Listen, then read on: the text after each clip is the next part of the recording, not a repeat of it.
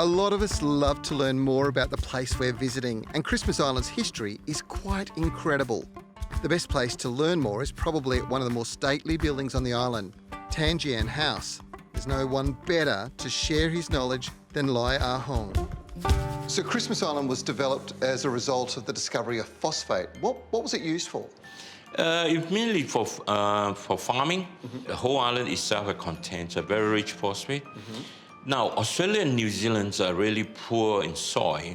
Most of the phosphate on the island has been exported to Australia and New Zealand. It's almost about 1.5 million tonnes to Australia and New Zealand. Who were the people who were brought to Christmas Island to develop the mine? Workers come from India, and later on they employ a lot from South China. Today is Guangdong. And after the 1949, then they basically employ a lot from Singapore and Malaysia. But of course, before then, there was a lot of Cocos Malay, and they moved the Cocos Malay over here.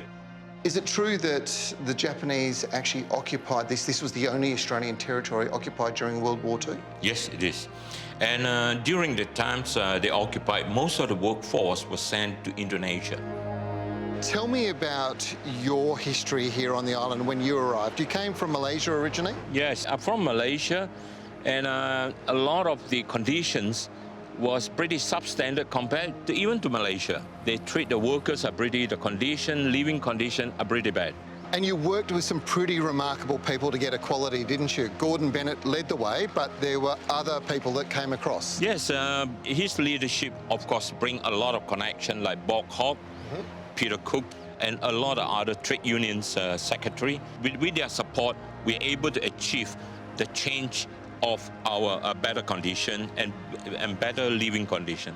And then suddenly the government pulls the rug out from under your feet and says we're closing the mine. Well, yes, it's devastating. I must be quite shocked.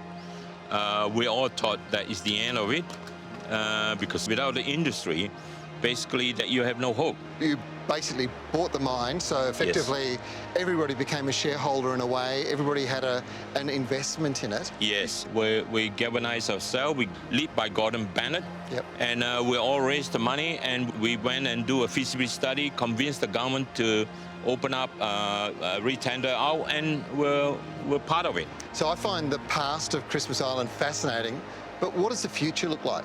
I would say there is more fantastic yet to become. But I think it's time for us to diversify into tourism industry. We have beautiful culture. We have beautiful scenic area to show to the outside world. So that's the future. Yes.